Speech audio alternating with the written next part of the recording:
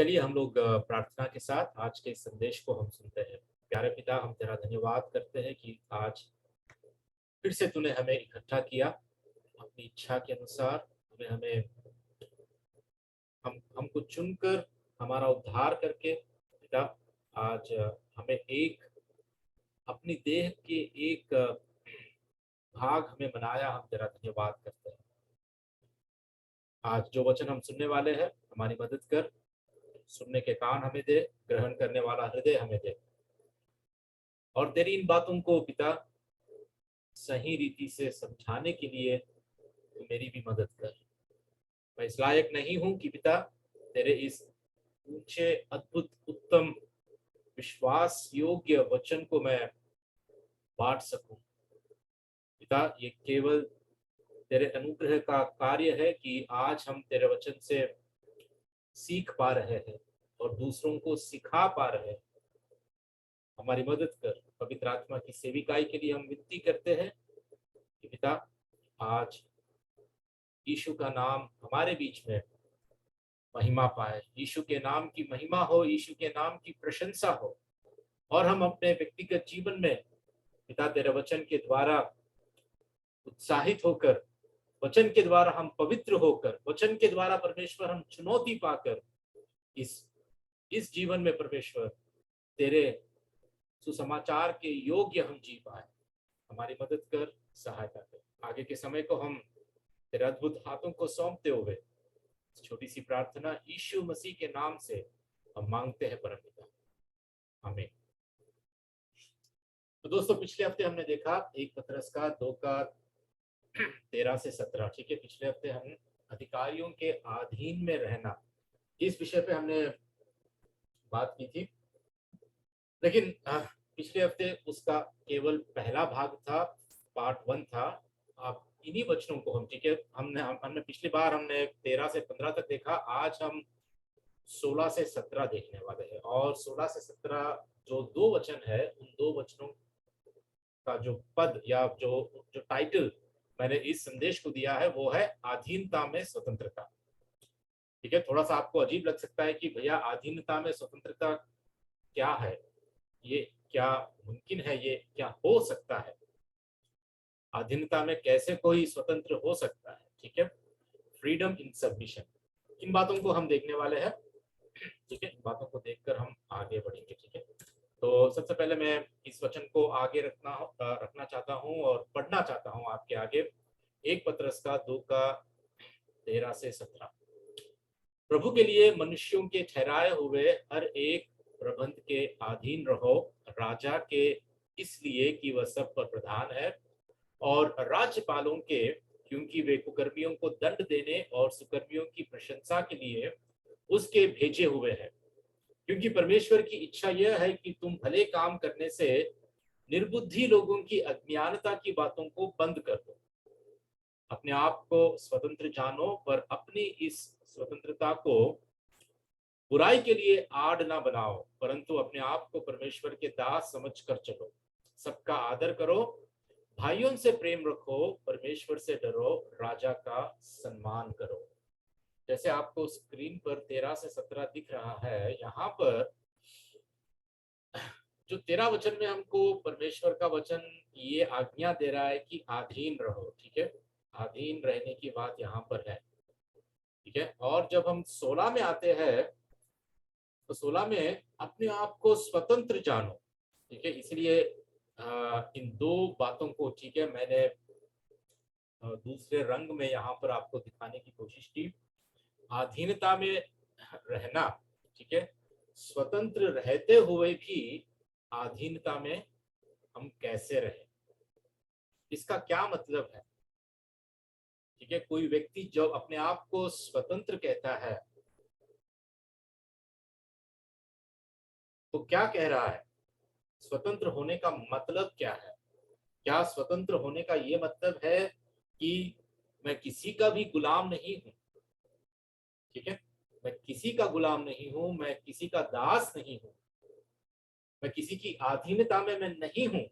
क्या स्वतंत्रता जो बाइबल अनुसार, जो बाइबल सम्मत स्वतंत्रता का की परिभाषा क्या ये है हम जानने की कोशिश करेंगे। ठीक है, आगे बढ़ते हैं हम लोग 16। ठीक है, यहाँ पर जो 16 पद में हम देखते हैं कि अपने आप को स्वतंत्र जानो, पर अपनी इस स्वतंत्रता को बुराई के लिए आड़ ना बनाओ, परंतु अपने आप को परमेश्वर के दास समझ कर चलो। तो पहली बात मैं आपके आगे ये रखना चाहता हूं, क्या हम सच में स्वतंत्र हैं? Are we really free? क्या सच में आप और मैं स्वतंत्र है? बाइबल हमें क्या सिखाती है स्वतंत्रता के बारे में? What does the Bible teach us about freedom, true freedom, freedom according to the Bible? ठीक है, यहाँ पर मैं आपको जो संसार के लोग जो सोचते हैं उसके बारे में पहले मैं आपको बता देना चाहता हूँ, क्योंकि स्वतंत्रता जब हम कहते हैं या आजादी जब हम कहते हैं, तो हमारी जो परिभाषा है या हमारी हमारी जो सोच है, हमारे जो विचार है या हमारी जो पर्सपेक्टिव या माइंडसेट जो स्वतंत्रता के विषय में होता है, वो बहुत ही अलग होता है। ठीक है, अगर मैं किसी विश्वासी या जो बाइबल को नहीं जानता है या जो मसीह नहीं है उससे या दुनिया वालों से जब मैं पूछता हूँ आप किस प्रकार स्वतंत्रता को आप बताते हैं, स्वतंत्रता के विषय में आप क्या, आपकी राय क्या है, तो लोग यही कहते हैं कि जब हम किसी के अधीन नहीं है या हमारे ऊपर कोई अथॉरिटी या कोई अधिकारी नहीं है या हम जो चाहे हम कर सकते हैं, ठीक है, हमें पूरी स्वतंत्रता है, we have complete freedom to do anything, तब हम सच में स्वतंत्र है। जैसे आज हम भारत में ब्रिटिश या अंग्रेजों से हमें पूरी स्वतंत्रता मिली है, वो हमें छोड़कर चले गए और आज भारत एक स्वतंत्र देश है, भारतवासी स्वतंत्र नागरिक है। ठीक है, वी हैव कंप्लीट फ्रीडम, तो हम जो चाहे हम कर सकते हैं। लोगों का अंडरस्टैंडिंग या लोगों की समझ यही होती है कि जो चाहे हम कर सकते हैं, जब हम किसी के अधिकार में नहीं, किसी के अधीनता में नहीं, तो हम स्वतंत्र है। ठीक है, लेकिन बाइबल के अनुसार स्वतंत्रता बाइबल इस विषय में नहीं कहती। एक बार चार्ल्स स्पर्जन ने, ठीक है, चार्ल्स स्पर्जन ने ऐसा कहा कि मनुष्य अपने आप को स्वतंत्र समझता है, लेकिन लेकिन वास्तव में मनुष्य स्वतंत्र नहीं है। वो एक हवालात में जैसे कैदी होते हैं, एक कैदी की तरह वो जेल में है अभी भी। ठीक है, जेल में रहते हुए भी एक कैदी को, एक मुजरिम को उठने बैठने चलने फिरने की स्वतंत्रता है। और उसी आजादी को, उसी स्वतंत्रता को आज दुनिया के संसार के लोग ये समझते हैं कि हम स्वतंत्र हैं, और उनको ये पता नहीं है कि वास्तव में सारे लोग बंधन में है, बंधन में है। ठीक है, किसके बंधन में है? बाइबल हमें क्या सिखाती है कि हर एक पापी मनुष्य किसके बंधन में है? तो ठीक है, क्या हम सच में स्वतंत्र है? क्या इस संसार में जन्म ले जो हर इंसान जन्म लेता है, हर पापी जो इस संसार में आता है, क्या वो सच में स्वतंत्र है? बाइबल अनुसार नहीं। ठीक है, बाइबल अनुसार नहीं, क्योंकि हम सोच सकते हैं कि हम स्वतंत्र है, लेकिन जैसे एक कैदी अपने हवालात में या जेल में होता है, वैसे हमें जेल में ही उठने बैठने चलने फिरने की स्वतंत्रता है, लेकिन सच में हम उस कैद में, उस जेल से, उस बंधन से हम बाहर नहीं है। इसीलिए सच्ची स्वतंत्रता हमारे जीवन में नहीं है। प्रश्न यह है कि स्वतंत्रता इस बात पर निर्भर करती है कि आपका स्वामी कौन है, या आप किसके गुलाम हैं, आप किसके दास हैं। स्वतंत्रता इस पर निर्भर करती है। तो बाइबल अनुसार, ठीक है, जैसे रोमियो के 6:16 में आप देखते हैं, पौलुस कहता है यहाँ पर, क्या तुम नहीं जानते कि जिसकी आज्ञा मानने के लिए तुम अपने आप को दासों के समान सौंप देते हो, उसी के दास हो। ठीक है, यू आर स्लेव ऑफ किसके, जिसकी आज्ञा मानने के लिए तुम अपने आप को दासों के समान सौंप देते हो, उसी के दास हो। मतलब उसी के तुम गुलाम हो, चाहे पाप के जिसका अंत मृत्यु है, चाहे आज्ञा मानने के जिसका अंत धार्मिकता है। यहां पर किसकी आज्ञा मानने के, परमेश्वर की आज्ञा मानने के। ठीक है, तो चाहे हम पाप के दास हो सकते हैं, जब पाप हमारा स्वामी है, जब पाप हम पर अधिकार करता है तो हम पाप के दास हो सकते हैं, चाहे या हम लोग परमेश्वर के दास हो सकते हैं जब हम उसकी आज्ञा मानते हैं जिसका अंत धार्मिकता है। ठीक है, यही बात यीशु मसीह ने, पौलुस के पहले ही यही बात प्रभु ने भी यहूदियों से कही। ठीक है, प्रभु ने ये कहा कि मैं तुमसे सच सच कहता हूं कि जो कोई पाप करता है वह पाप का दास है। यूहन्ना का 8:34। तो यहाँ पे साफ एक बात बाइबल अनुसार हम ये सीखते हैं कि कोई भी पापी इंसान स्वतंत्र नहीं है, हर एक पाप का दास है, क्योंकि हम सभी ने, हमारा जन्म पाप में हुआ है और हम पाप करते, पाप में जीते और पाप में मर रहे हैं। इसीलिए हम लोग पाप से, हम जब तक छुटकारा नहीं पाते हैं तब तक हम पाप के अधीनता में हैं और पाप हमारा स्वामी है। ठीक है, तो इस बात से हम जान पाते हैं कि हम सच में स्वतंत्र नहीं है। तो बाइबल और क्या कहती है। ठीक है, और ये जो वचन जो 16 में हमने अभी तक देखा कि अपने आप को स्वतंत्र जानो, जो पतरस कहता है, ये विश्वासियों जो उद्धार प्राप्त, जो जो जो आजाद किए गए हैं, जो स्वतंत्र किए गए हैं, उनके लिए पतरस ये लिख रहा है। तो जिनको ये बात कह रहा है पतरस, वो स्वतंत्र लोग, हम जैसे विश्वासी है, हम जैसे जो जिनको प्रभु ने स्वतंत्र किया है, ऐसे विश्वासियों के लिए यह बात लिखी गई है। लेकिन आगे जब मैं आपको और भी आगे कुछ बताने वाला हूं, तो उसी भाग में, ठीक है, उसी विषय में, जब मसीह आपके ऊपर पाप के बंधन को तोड़ता है और आपको स्वतंत्र करता है, और वह आपके हृदय को पूरी तरह से बदल देता है ताकि आप स्वेच्छा से उसकी बात मान सके। ठीक है, तो यूहन्ना के 8 में ही प्रभु ये कहता है कि इसलिए यदि पुत्र तुम्हें स्वतंत्र करेगा तो सचमुच तुम स्वतंत्र हो जाओगे। प्रभु यीशु के कार्य के द्वारा, प्रभु यीशु के द्वारा ही हम सच्ची स्वतंत्रता में जी सकते हैं। ठीक है, जो पाप का बंधन, ठीक है, केवल पाप के लिए मसीह नहीं मरा, परंतु हमें पाप के बंधन से या पाप की अधीनता से या पाप की सामर्थ्य से, जो पाप हम पर राज्य करता है, उसकी अधीनता से हमें छुटकारा देने के लिए, उस पाप के बंधनों को तोड़ने के लिए भी इस जगत में यीशु मसीह आया। ठीक है, और जब पुत्र हमें स्वतंत्र करता है तो सचमुच हम स्वतंत्र हो जाएंगे। और एक बात यहाँ पर हमें ध्यान देने की बहुत जरूरी है कि जब हम स्वतंत्र हो जाएंगे, ठीक है, जैसे अगर कोई गुलाम किसी गुलाम को, किसी एक दास को कोई रकम या कोई पैसा देकर छुड़ाते हैं, तो जैसे वो आजाद हो जाता है, वैसे ही पाप के बंधन से प्रभु यीशु ने वो दाम चुकाकर, ठीक है, हमें आजाद किया। शैतान को दाम उसने नहीं चुकाया। ठीक है, कि हम शैतान के अधीनता में थे इसलिए शैतान को दाम चुकाकर, अपने अपने लहू से, अपने प्राण देकर वो शैतान को उसने दाम चुकाया, ऐसा नहीं।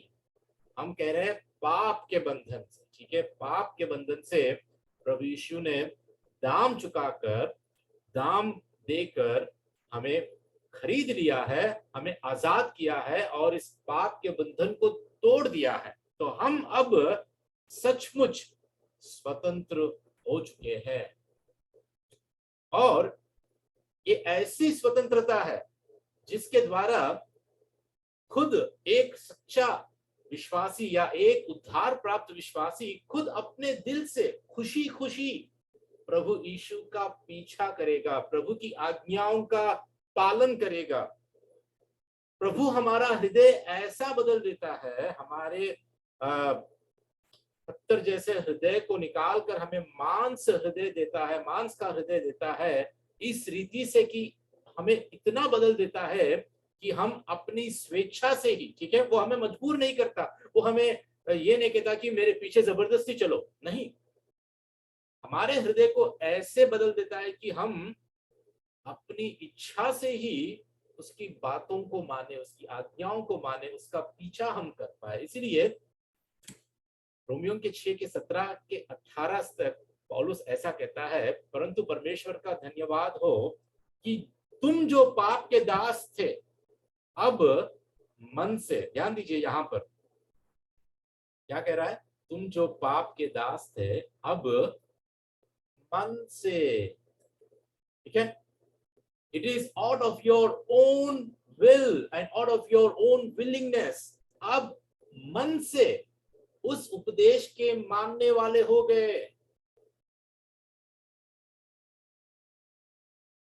सोचिए कि परमेश्वर का कार्य किस रीति से एक इंसान को स्वतंत्र करता है, आजादी देता है, सच्ची आजादी, उस जेल से, उस हवालात से, ठीक है, कैदी को जिस रीति से आजादी मिलती है, वैसे हमें पाप के बंधन से ऐसे आजादी मिलती है कि हम अब अपने मन से ही परमेश्वर के उपदेश को मानने वाले बन जाते हैं, जबरदस्ती नहीं। इसलिए आज कई लोग ऐसे हैं कि उनको बार बार कहना पड़ता है, बाइबल पढ़ो, प्रार्थना करो, संगति को जाओ, मीटिंग अटेंड करो, प्रभु यीशु में बढ़ो, आगे बढ़ो। जैसे कि कार को, जब कार खराब हो जाती है ना, इंजन में गड़बड़ी होती है, तो हम धक्का देते हैं, धक्का देते हैं, धक्का देते हैं। कार खुद अपने आप से नहीं चल रही है, हो सकता है कि उस कार में इंजन ही नहीं है और हमें धक्का देना है, बार बार धक्का देना है, धक्का देना है, धक्का देते हुए उत्साहित करते रहना है। क्योंकि जिस इंसान का मन परिवर्तन, हृदय परिवर्तन नहीं हुआ है, बस उनको सारी जिंदगी धक्के देते हुए हमें चलाने की हमें जरूरत होती है। लेकिन जब कोई इंसान सच में स्वतंत्र हो जाता है ना, जब वो प्रभु की सच्ची स्वतंत्रता को अनुभव करता है, तो वो खुद अपने ही दिल से स्वेच्छा के साथ परमेश्वर की हर आज्ञा को मानने के लिए तैयार होता है, परमेश्वर से प्यार करने के लिए वो तैयार होता है, वो दौड़ता है खुद अपने मन से, उसको धक्के देने की जरूरत नहीं है। वैसे हम एक दूसरे को तो हम अपने अपने मुसीबतों में या अपने अपने दुर्बलताओं में, कमजोरियों में हम एक दूसरे को उत्साहित करते हैं, मैं उसकी बात नहीं कर रहा हूं, लेकिन यहाँ पर अपने खुद के मन से जो परमेश्वर के पीछे नहीं चलता, आज्ञा नहीं मानता, ठीक है, वो आज भी गुलाम है, स्वतंत्र नहीं है, वो आज भी पाप का दास है। ठीक है, चलिए, तो ये बातें तो मैं उम्मीद करता हूं हम सबको, हम सभी जानते होंगे। अगर कोई नहीं जानते इस स्वतंत्रता के बारे में, तो आज परमेश्वर उनसे भी बातें कर रहा है इस वचन के द्वारा। ठीक है, आगे बढ़ना चाहता हूं मैं। देखिए 13 में लिखा है कि प्रभु के लिए मनुष्यों के ठहराए हुए हर एक प्रबंध के अधीन रहो। और फिर 16 में पतरस कहता है कि अपने आप को स्वतंत्र जानो। अभी हम स्वतंत्रता के बारे में हमने देखा है, लेकिन अधीनता में रहने के लिए भी प्रभु कहता है और ये भी कह रहा है कि अपने आप को स्वतंत्र जानो। और फिर ये भी कहता है कि अपने आप को परमेश्वर के दास समझकर चलो। तो इन तीनों बातों का कैसे हम इसको आपस में जोड़ पाए, कैसे इन तीनों बातों को हम लोग लिंक में लगा पाए, कैसे जोड़ पाए। ठीक है, तो बात यह है कि परमेश्वर जब हमें स्वतंत्र करता है तो हम किसके दास हैं। जब कोई सच में प्रभु यीशु द्वारा स्वतंत्र हो जाता है तो वो परमेश्वर का दास बन जाता है, परमेश्वर की आज्ञाओं को मानता है, परमेश्वर के पीछे चलता है अपने मन से। ठीक है, जैसा मैंने अभी तक बताया, और इसी के द्वारा परमेश्वर की हर आज्ञा को मानते हुए मनुष्यों के ठहराए हुए हर प्रबंध के अधीन रहता है। ठीक है, तो परमेश्वर के दास होने के नाते हमें परमेश्वर की आज्ञा का पालन करना है, और उस आज्ञा में परमेश्वर ने हमें भेजा है संसार में कि हम अधीन रहे, अधिकारियों के अधीन रहे। उम्मीद करता हूं आपको बात समझ में आ रही है। जो सच में स्वतंत्र है वो परमेश्वर का दास है, और वो परमेश्वर की आज्ञा को मानता है, और उस आज्ञा में परमेश्वर ने हमें ये कहा कि अधीन रहो। इसीलिए हम किसके लिए अधीन में रहते हैं? प्रभु के लिए। ठीक है, ये बहुत जरूरी बात है कि हम प्रभु के लिए, ठीक है, मसीह के लिए हम अधीनता में, अधिकारियों की अधीनता में हम रहते हैं, बल्कि हम स्वतंत्र है। बिल्कुल हम स्वतंत्र है, पाप से हम विमुक्त है, पाप के सजा से या पाप के बंधनों से परमेश्वर ने हमें स्वतंत्र किया है। लेकिन अब हम परमेश्वर के दास हम हैं, और दास समझकर हम प्रभु के लिए मनुष्यों के ठहराए हुए हर एक प्रबंध के हम अधीनता में रहे, अधिकारियों के अधीनता में रहे। ठीक है, वचन के आधारित मैं आपको यहाँ पर कुछ समझा देता हूँ। ठीक है, स्वतंत्र रहते हुए भी अधीनता में रहने की आज्ञा परमेश्वर ने दी है हमें। ठीक है, अब मैं आपको मती रचित सुसमाचार उसके 17 अध्याय में लेकर जाऊंगा, जहां पर वचन ऐसा हमें सिखाता है कि जब वे कपेरनहूम में पहुंचे, मतलब प्रभु यीशु और उसके चेले, ठीक है, इस जगह पर वो जो जब पहुंचे तो मंदिर के लिए कर लेने वालों ने पतरस के पास आकर पूछा। ये कर लेने वाले कौन है? ये है कर लेने वाले, मतलब टैक्स कलेक्टर्स। ठीक है, जो टैक्स, आज हम भी income tax, property tax, corporate tax, सारे टैक्स, जीएसटी, ठीक है, ये भी टैक्स है। ये सारे टैक्स हम कैसे भरपूरी करते हैं उसकी, वैसे कर लेने वाले मतलब टैक्स कलेक्ट करने वाले। ठीक है, वो लोग आए पतरस के पास आकर, उन्होंने पूछा क्या तुम्हारा गुरु मंदिर का कर नहीं देता? ठीक है, उस वक्त मंदिर का टैक्स भी हर एक को चुकाना जरूरी था। ठीक है, तो पतरस कह उसने कहा हाँ देता है। जब वह घर में आया तो यीशु ने उसके पूछने से पहले उससे कहा, हे शमौन, तू क्या समझता है, पृथ्वी के राजा चुंगी या कर किन से लेते हैं, अपने पुत्रों से या परायों से?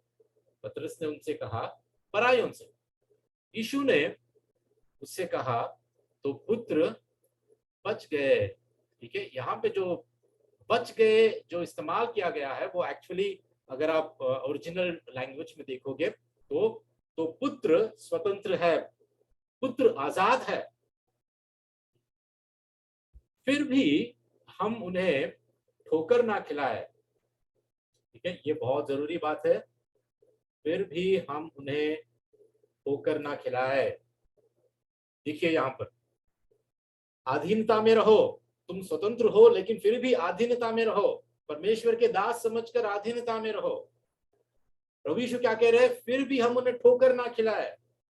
तू झील के किनारे जाकर बांसी डाल और जो मछली पहले निकले उसे ले, तो तुझे उसका मुंह खोलने पर एक सिक्का मिलेगा, उसी को लेकर मेरे और अपने बदले उन्हें दे देना।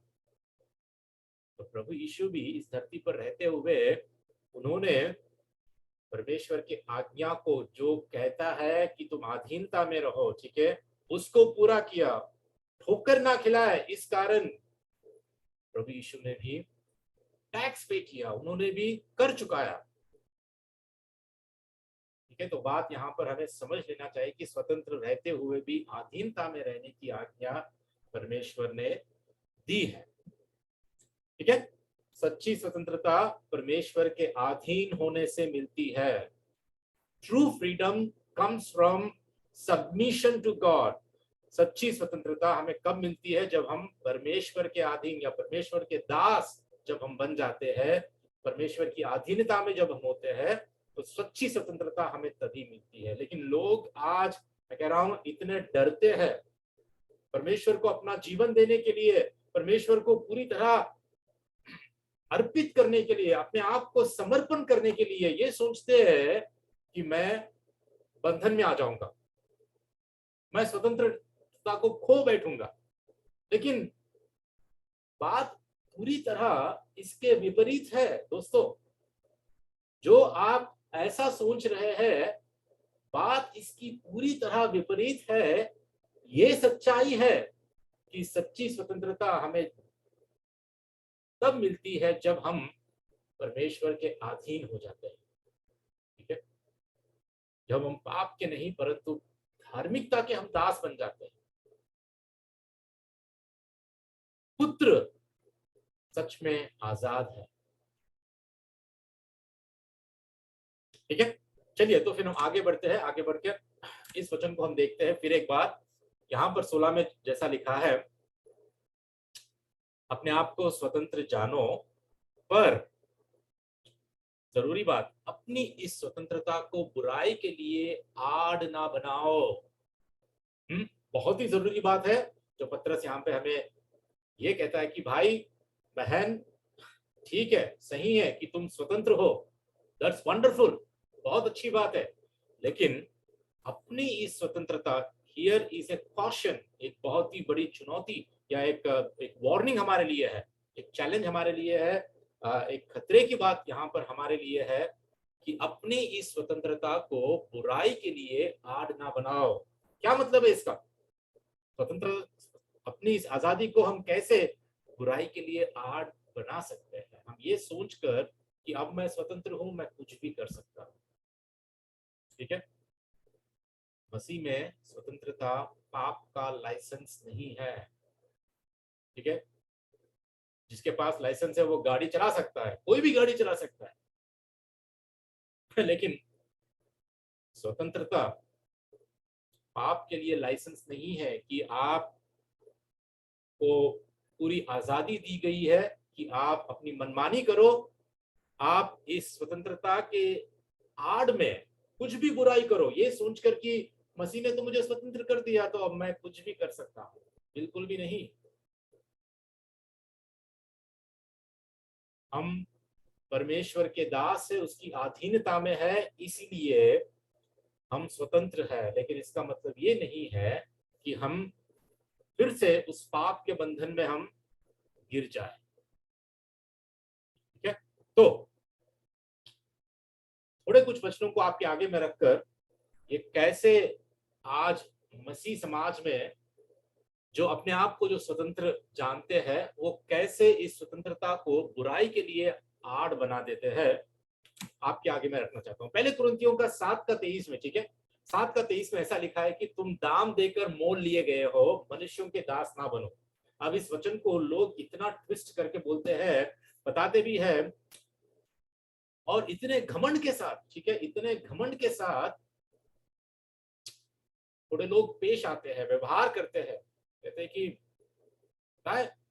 मसीह ने मुझे दाम देकर खरीद लिया है, मैं अब किसी मनुष्य का दास नहीं हूं, किसी का गुलाम नहीं हूं। मैं किसी के अधीन में मैं मुझे रहना नहीं है।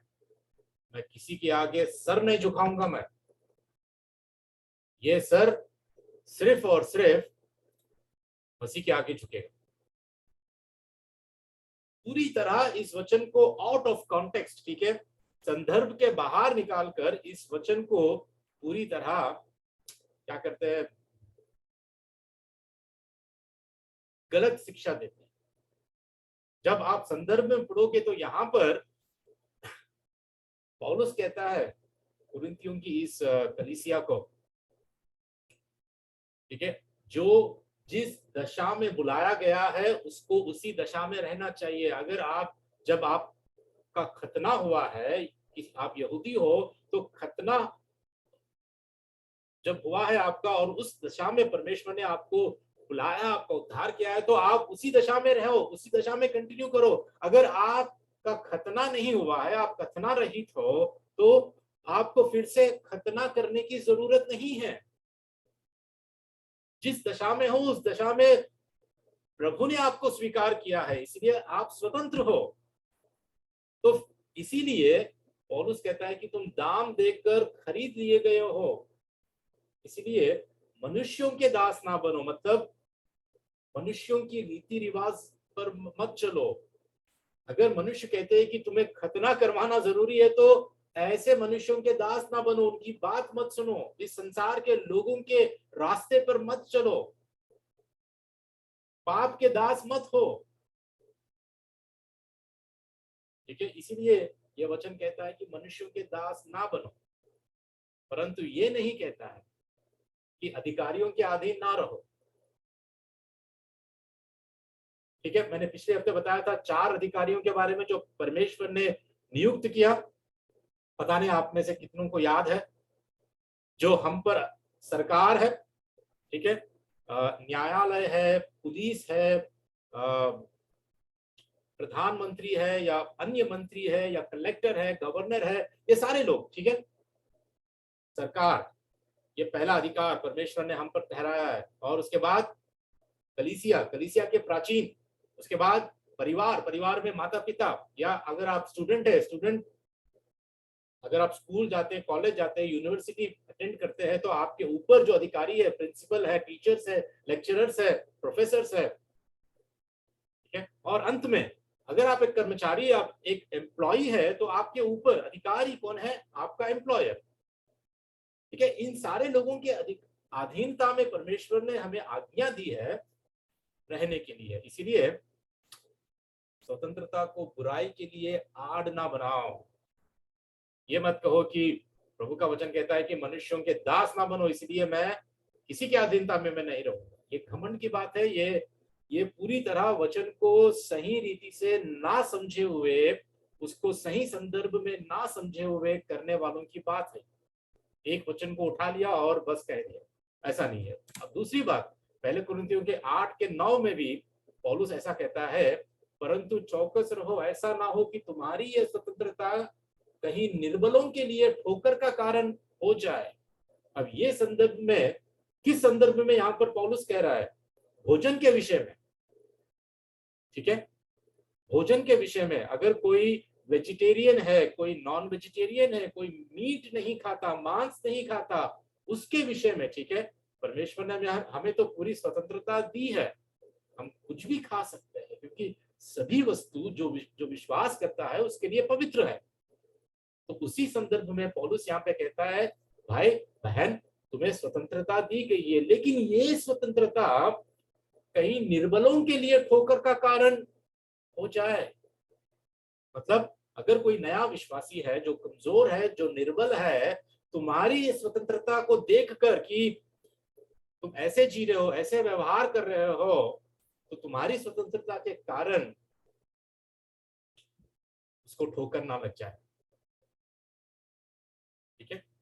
तीसरी बात पौलुस फिर से दूसरे थिस्सलुनीकियों की लिखी हुई पत्रिका 3 में 6 से 9 में ये कहता है, हे भाइयों, हम तुम्हें अपने प्रभु यीशु मसीह के नाम से आज्ञा देते हैं कि हर एक भाई से, ऐसे भाई से अलग रहो जो आलस्य में रहता है, मतलब ही हु इज लेजी, और जो शिक्षा तुमने हमसे पाई उसके अनुसार नहीं करता, क्योंकि आप जानते हो कि किस रीति से हमारी सी चाल चलनी चाहिए, क्योंकि हम तुम्हारे बीच में आलसी तरीके से ना चले। हम आलसी नहीं थे, वी वर नॉट लेजी। हम कैसे, किस रीति से तुम्हारे बीच में हमने चाल चली, और किसी की रोटी मुफ्त में ना खाई, पर परिश्रम और कष्ट से रात दिन काम धंधा करते थे कि तुम में से किसी पर भार ना हो। यह नहीं कि हमें अधिकार नहीं, पर इसलिए कि अपने आप को तुम्हारे लिए आदर्श ठहराए कि तुम हमारी सी चाल चलो। प्रेरितों को पूरा अधिकार था, पूरी स्वतंत्रता थी कि जहां पर भी वो जाए, मसीह के वचन का प्रचार करे, वहां पर लोगों से ही अपनी कमाई या लोगों से अपने दान या लोगों से ही अपने जीवन का, अपने खाने पीने का इंतजाम कर पाए। उनको पूरी स्वतंत्रता थी। प्रभु का वचन भी कहता है, ठीक है, कि जो सुसमाचार सुनाता है वो सुसमाचार के माध्यम से ही वो जी पाएगा, उसको जीना चाहिए। लेकिन यहाँ पर प्रेरितों ने ये कहा, ठीक है, पौलुस ने ये कहा कि देखो तुम्हारे बीच में हम आलसी नहीं थे। कि आजकल कोई भी सेवक, कोई भी प्रचारक, कोई भी एक पास्टर चर्च में 10 लोगों को इकट्ठा करे जो काम करते हैं बाहर संसार में, और बस उनको इकट्ठा कर लो, उनसे जो दशवांश मिलता है या उनसे जो ऑफरिंग मिलता है उसके बल पर जीते रहो, है ना। हफ्ते में एक बार संडे के दिन प्रचार करो, सुना दो प्रभु का वाक्य, और हफ्ता भर आराम करो। कई सारे लोग करते हैं ऐसे, परमेश्वर की सेवा को एक व्यापार, एक धंधे की तरह इस्तेमाल करते हैं। लेकिन यहाँ पर ऐसा उदाहरण हमें मिलता है कि प्रेरितों ने रात दिन, ठीक है, काम धंधा करते थे, किसी पर भी भार ना बने वो लोग, किसी पर आधारित ना हुए। परंतु ये कोई गलत काम नहीं है उनके लिए कि किसी के किसी के अधीनता में या किसी के भार वो बन पाए, ठीक है।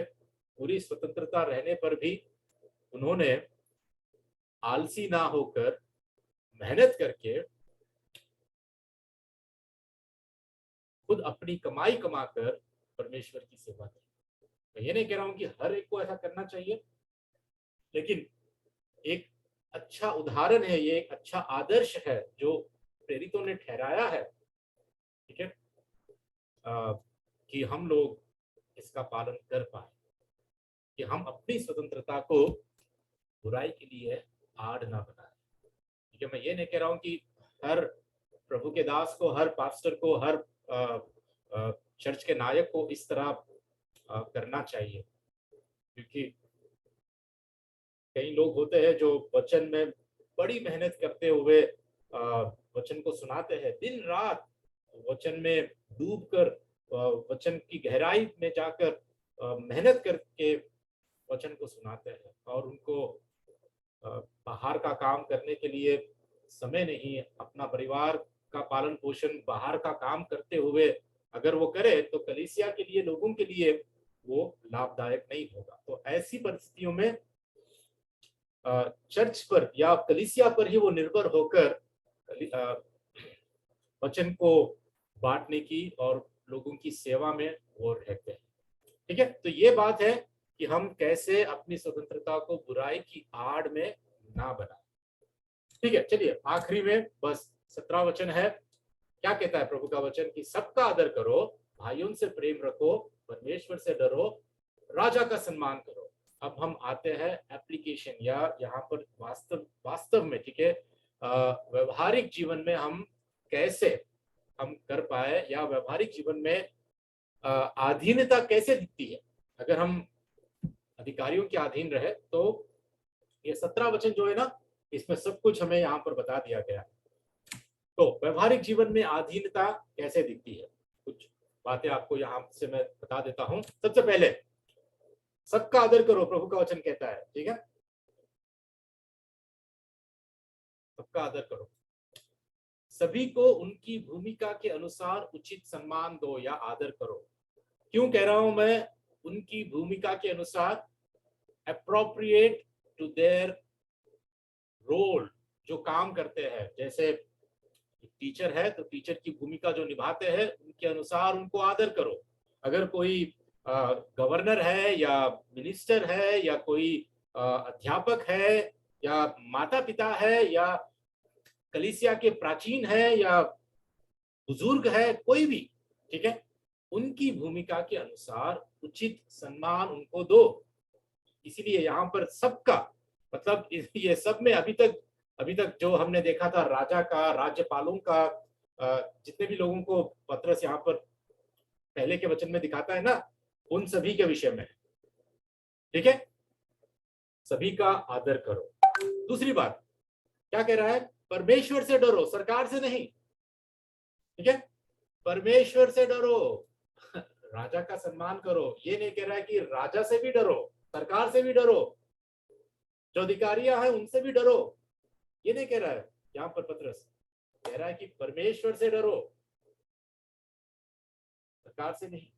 अगर वो तुम्हें कुछ बाइबल के विरोध में, वचन के विरोध में कुछ करने को कहे तो मत करो, उसके विरोध में खड़े रहो, लेकिन परमेश्वर से डरो।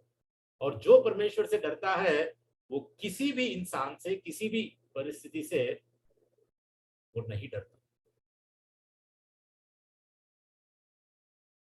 ठीक है, परमेश्वर से डरो। तीसरी बात, भाइयों से प्रेम रखो, ठीक है, भाइयों से प्रेम रखो मतलब विश्वासियों से विशेष रूप से प्रेम करो, क्योंकि मसीह में हम एक देह है, मसीह के साथ हम एकजुट हो चुके हैं। तो खासकर तुम्हारा प्रेम, योर अफेक्शन, योर लव, ये विश्वासियों के प्रति बहुत विशेष होना चाहिए, ठीक है, भाइयों से प्रेम रखो। और आखिरी में, ठीक है, अंत में 13 से 17 तक हम देखते हैं, या 11 से, ठीक है, पहले पत्रस के 2 का 11 से भी अगर आप देखोगे तो हमने बार बार देखा है कि भले काम करते रहो, भले काम करके जो तुम पर निंदा डालते हैं उनके मुंह बंद कर डालो, प्रभु का वचन कहता है। भले कामों के बारे में बहुत कुछ पत्रस कहता है, और इन भले कामों को हमें करते रहना है, भले कामों को हमें करते रहना है, ठीक है। तो व्यवहारिक जीवन में अधीनता ऐसे हमें दिखती है। भले ही हम स्वतंत्र है, प्रभु ने हमें स्वतंत्र किया है, लेकिन प्रैक्टिकल लाइफ में हमारी स्वतंत्रता रहते हुए भी हमें, जब हम अधीनता में रहते हैं तो अधीनता इस रीति से हमें दिखाई देती है कि हम सभी को उनकी भूमिका के अनुसार उचित सम्मान देते हैं, परमेश्वर से डरते हैं, सरकार से नहीं, परमेश्वर का डर हम मानते हैं, और हम विश्वासियों से विशेष प्रेम करते हैं और सभी का भला करते हैं। भले कामों में हम उत्साह के साथ इन भले कामों को हम करते हैं। ठीक है, उम्मीद करता हूं आज का ये वचन आपको उत्साहित किया है। प्रभु में आगे आपको किस रीति से अधीनता में हमें रहना चाहिए और किस रीति से सच्ची स्वतंत्रता में हमें जीना चाहिए, आज का वचन के साथ हम सीख पाए हैं, मैं उम्मीद करता हूँ। चलिए हम लोग प्रार्थना करके समाप्त